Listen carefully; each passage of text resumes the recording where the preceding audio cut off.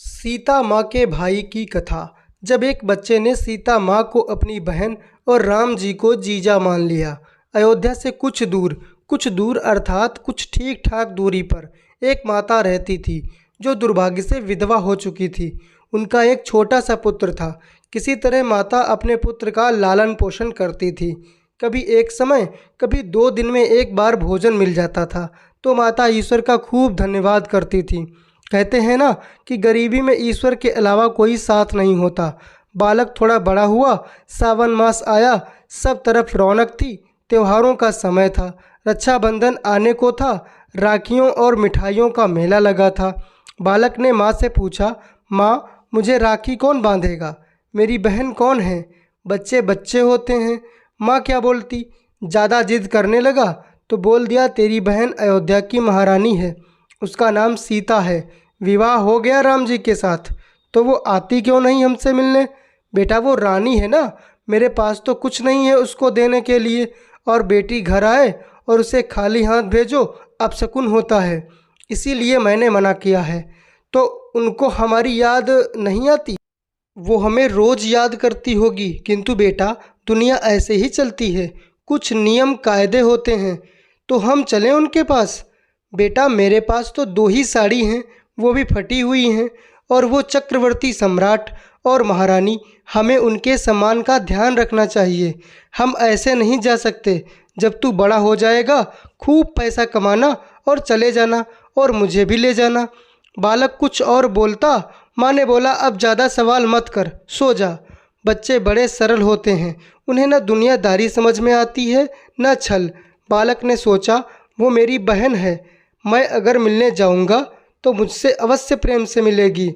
बालक को क्या पता कि अयोध्या जी कितनी दूर हैं, कैसे जाना है। फिर भी मन में निश्चय किया, बहन से मिलना है तो मिलना है। माँ की फटी एक साड़ी बगल में दबाई बहन को देने के लिए, और उसको कुछ उपहार तो देना होगा, और चल दिया उसी रात्रि को बिना माता को बताए।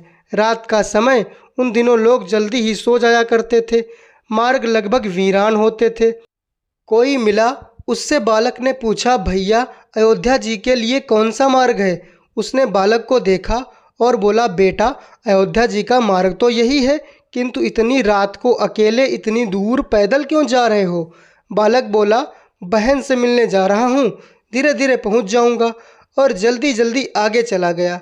थोड़ा चलने के बाद बालक थक गया था और उसको लगा, काफ़ी दूर आ गया हूँ गांव से, अब तो कोई मुझे खोज भी नहीं पाएगा। ये सोचकर एक वृक्ष के नीचे बैठ गया कि थोड़ा आराम कर ले। थोड़ी ही देर में उसकी आंख लग गई। किसी भक्त ने क्या खूब कहा, प्रबल प्रेम के पाले पड़ के हरि को नियम बदलते देखा। कोसों की दूरी शून्य हो गई। बालक की आंख खुली तो पाया वो एक नदी के किनारे है। काफ़ी चहल पहल थी, चारों ओर सैकड़ों लोग थे। राम राम सीता राम की ध्वनि चारों ओर ही है। मंदिर के घंटे बज रहे हैं। बालक ने एक व्यक्ति से पूछा, भैया जी ये कौन सा स्थान है। बेटा ये अयोध्या जी है, तुमको कहाँ जाना है। बालक ने सोचा, अयोध्या जी तो हमारे गांव के बहुत नज़दीक हैं, और वो व्यक्ति कह रहा था बहुत दूर है। फिर उसने बोला, भैया मुझे अपनी बहन सीता जी से मिलना है, वो कहाँ रहती हैं। वो व्यक्ति बोला, पता है तुम्हारे पास। उसको ये समझ में नहीं आया कि ये माता सीता के विषय में बात कर रहा है। बालक बोला, भैया वो यहाँ की रानी हैं, और मेरे जीजा जी यहाँ के राजा हैं, उनका नाम राम है। वो व्यक्ति बोला, अच्छा अच्छा, तो भगवान के दर्शन करने आए हो बेटा।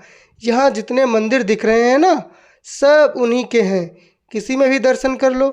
बालक ने सोचा, यह व्यक्ति जरूर पागल है, भला वो मंदिर में क्यों रहने लगी। बालक ने बोला, भैया कोई निश्चित स्थान तो होगा ना जहाँ वो रहते हैं, उनसे मिल सकते हैं। व्यक्ति बोला, बेटा तुम्हारे माता पिता कहाँ हैं, वो समझा देंगे तुम्हें, जाओ उनसे बात करो। और वो चला गया। बालक को कुछ समझ नहीं आया।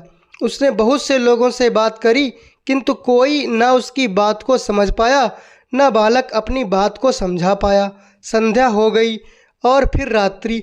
भूख से छोटा सा बालक अलग व्याकुल था। अब तो उसको अपनी बहन पे ही क्रोध आने लगा। बताओ, मैं इतनी दूर से मिलने आया और कैसे अजीब लोग हैं यहाँ, जिनको उनके घर का पता भी नहीं पता, ना जाने कैसे राजा रानी हैं। माँ ठीक ही कहती है, ये बड़े लोग हैं। बड़बड़ाता हुआ एक पेड़ के नीचे निश्चय कर कि कल प्रातः ही माँ के पास वापस चला जाऊंगा। वो सो गया। मध्य रात्रि के समय बालक को किसी ने जगाया। उसने आवाज़ सुनी, भैया। बालक ने आंख खोली तो देखा खूब सारा प्रकाश है, मानो बहुत से सूर्य एक साथ उदय हो गए हैं। बहुत सारे सैनिक बड़ी बड़ी पताकाओं को लिए खड़े हैं। एक अति सुंदर राजकुमार उस सेना के सेनापति के रूप में सुसज्जित अश्वरथ पर बैठे हैं और दो सुंदर राजकुमार छत्र लिए खड़े हैं। एक बड़ा सुंदर हाथी है जो स्वर्ण अलंकारों से सजा हुआ है, जिस पर एक स्वर्ण की असंख्य विचित्र और सुंदर रत्नों से सुसज्जित पालकी है, जिसमें कोई अति सुंदर राजकुमार बैठे हैं जो स्वयं सूर्य को लजा दे रहे थे। एक वानर उनके महावत हैं। फिर दोबारा से एक सुंदर आवाज़ ने बालक को बुलाया, भैया। बालक ने आवाज़ की ओर देखा।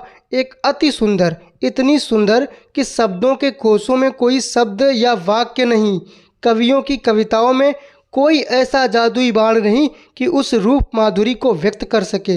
वो स्त्री पुनः बोली, भैया कैसे हो और माँ कैसी है? मैं सीता, तुम्हारी बहन।